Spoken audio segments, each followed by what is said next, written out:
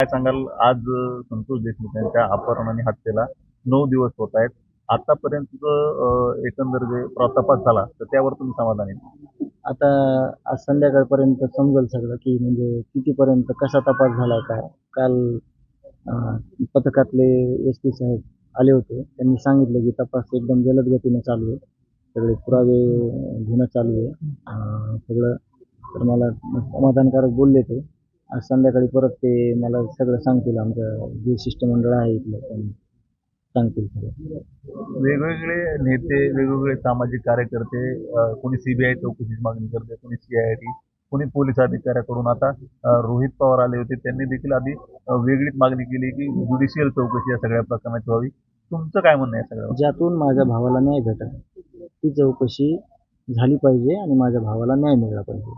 चौकशी कुठली होते हे महत्त्वाचं नाही, आपल्या भावाला न्याय मिळाला पाहिजे हे महत्त्वाचं आहे आणि ते झालं पाहिजे. नक्कीच.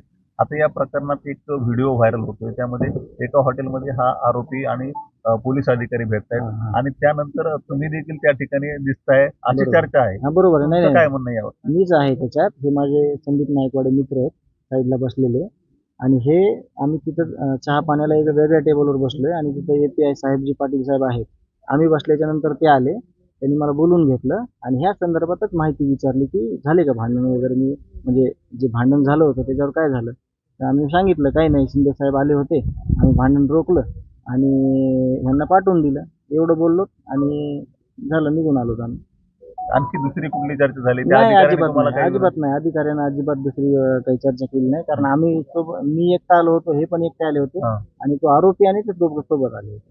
ही घटना घडायच्या कधीचा आहे तो व्हिडिओ साधारण? ही घटना घडायचा 1 दिवस अगोदरचा आहे, रविवारचा आहे.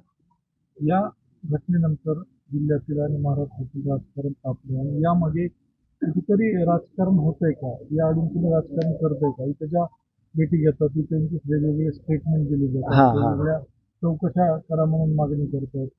मला साहेब एक कळतंय की मी पहिल्या दिवसापासून जी ही घटना घडली, अत्यंत क्रूर घटना घडवली माझ्या भावाची.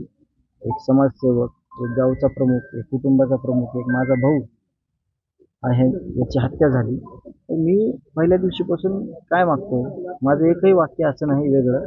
मी फक्त न्याय मागतो. सगळ्यांनी मिळून मला न्याय द्यावा. मला दुसरी काय अपेक्षा आहे? मी दुसरी काय मागणी केली आहे का? मला हे जे गाव आहे ते मला उघड्यावर पडू देणार नाही. ते माझा सांभाळ करीन माझ्या कुटुंबाचा. मला फक्त न्याय मागतोय आणि येणारे जे लोक आहेत तुम्ही म्हणताय ते लोक पण मी जे मुद्दा म्हणतोय तेच मुद्दा मांडतायत की संतोष देशमुखला, संतोष अण्णाला न्याय द्या.